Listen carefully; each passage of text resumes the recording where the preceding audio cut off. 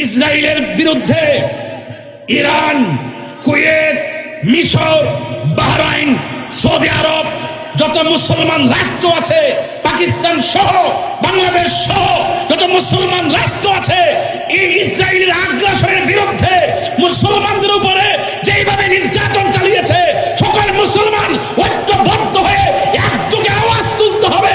অনতি বিলম্বে ইসরায়েলকে সন্ত্রাসী হিসাবে ঘোষণা করতে হবে। আসসালামু আলাইকুম ওয়া রাহমাতুল্লাহি ওয়া বারাকাতুহু। দর্শক শ্রোতা, আশা করি সবাই ভালো আছেন। গত পরশু ইরানের উপরে হামলা করেছে ইসরায়েলের সন্ত্রাসী বাহিনী এবং কি ইহুদির গোষ্ঠী।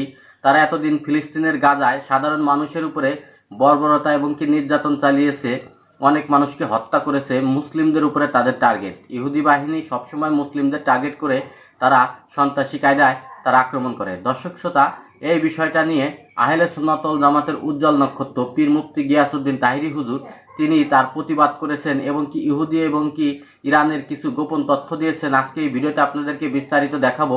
আপনারা যদি আমার চ্যানেলে নতুন হয়ে থাকেন, অবশ্যই চ্যানেলটি সাবস্ক্রাইব করবেন এবং কি আপনার মূল্যবান মতামত কমেন্ট বক্সে জানিয়ে যাবেন। দর্শক শ্রোতা, মুসলিম জাতির এক হয়ে এই ইহুদি গোষ্ঠী এবং কি সন্ত্রাসী গোষ্ঠীদেরকে রুখে দিতে হবে এবং কি সবার জায়গা থেকে প্রতিবাদ জানাতে হবে। দর্শক শ্রোতা, কথা না বাড়িয়ে চলুন পীর মুফতি গিয়াসউদ্দিন তাহিরি হুজুর তিনি ইরান এবং কি ইসরায়েল নিয়ে কি বলেছেন সেই ভিডিওটি আমরা দেখে আসি। আপনারা জানেন, বিশ্বে আন্তর্জাতিকভাবে মুসলমানদেরকে নিধন করে দেওয়ার জন্য আন্তর্জাতিক চক্রান্ত চলছে। কথা বলেন ঠিক কিনা? আপনারা দেখেছেন গত পরশুদিন অনর্থক ইসরায়েলের সন্ত্রাসীরা ইরানে আক্রমণ করেছে। কোনো দোষ নাই, কোনো ত্রুটি নাই, অনর্থক। এই ইরানের মধ্যে ইসরায়েলের জঙ্গি গোষ্ঠীরা, সন্ত্রাসী গোষ্ঠীরা কি করেছে? আক্রমণ করেছে। এই ইসরায়েলের বাদেম্মার গোষ্ঠীরা সারাটা জীবন আমাদের ফিলিস্তিনি মুসলমানদেরকে, গাজার মুসলমানদেরকে মেরে মেরে শেষ করে দিচ্ছে। কথা বলেন ঠিক কিনা? এখন আমাদের মুসলমানদের পক্ষ থেকে আমাদেরকে ঐক্যবদ্ধ হওয়ার দরকার আছে না নাই? আরো বড় করে আছে না নাই?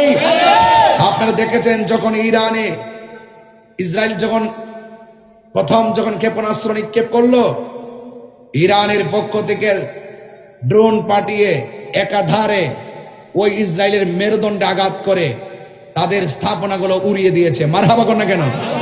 আরো জোরে করে মারহাবা কর না কেন? ইনশাআল্লাহ সকল মুসলমানরা একটা ইউনিট হতে যাচ্ছে। আমরা বাংলাদেশের মুসলমান, ইরানে যদি আক্রমণ হয়, ফিলিস্তিনে আক্রমণ হয়, আমরা ইসরায়েলের বিরুদ্ধে দুর্গ গড়ে তুলতে চাই কি চাই না? আরো জোরে চাই কি চাই না? আমার পরিষ্কার কথা থাকবে, ইসরায়েলের বিরুদ্ধে ইরান, কুয়েত, মিশর, বাহরাইন, সৌদি আরব, যত মুসলমান রাষ্ট্র আছে, পাকিস্তান সহ বাংলাদেশ সহ যত মুসলমান রাষ্ট্র আছে, এই ইসরায়েলের আগ্রাসনের বিরুদ্ধে মুসলমানদের উপরে যেইভাবে নির্যাতন চালিয়েছে, সকল মুসলমান ঐক্যবদ্ধ হয়ে একযোগে আওয়াজ তুলতে হবে। অনতি বিলম্বে ইসরায়েলকে সন্ত্রাসী হিসাবে ঘোষণা করতে হবে। এই সন্ত্রাসীদের কালো হাত আমরা মুসলমানদেরকে ভেঙে দিতে হবে। কথা বলেন, তাদেরকে উড়িয়ে দিতে হবে। সেখানে আমরা মুসলমান বিভেদ চাই না। ঐক্যবদ্ধভাবে ইসরায়েলের আগ্রাসনের বিরুদ্ধে আমরা সকল মুসলমানরা এক হয়ে লড়বো ইনশাআল্লাহ। আরো বড় করে ইনশাআল্লাহ। যা ক্ষমতাসীন মুসলমান রাষ্ট্রদেরকে বলবো আপনারা এগিয়ে যান, ইনশাআল্লাহ সারা বিশ্ব আপনাদের সাথে আছে। থাকবো কি থাকবো না? আল্লাহ যেন কবুল করে, বলুন আমিন।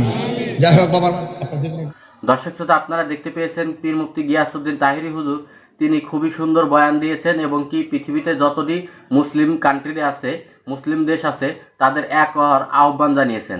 কারণ এই মুহূর্তে যদি মুসলিম জাতি এক না হয়, তাহলে ভবিষ্যতে মুসলিম জাতির জন্য আরো খারাপ কিছু ঘটতে যাচ্ছে। কারণ ইহুদিরা তারা চক্রান্ত করে মুসলিম জাতিদের শেষ করে দেওয়ার চক্রান্ত চালিয়েছে। দর্শক শ্রোতা, এই বিষয়টা আপনারা অবশ্যই সবাই বুঝতে পেরেছেন। তবে আজকের এই ভিডিওটি এই পর্যন্তই শেষ। ভিডিওটি যদি ভালো লাগে অবশ্যই লাইক, কমেন্ট, শেয়ার করবেন এবং কি চ্যানেলটি সাবস্ক্রাইব করবেন। আল্লাহ হাফেজ।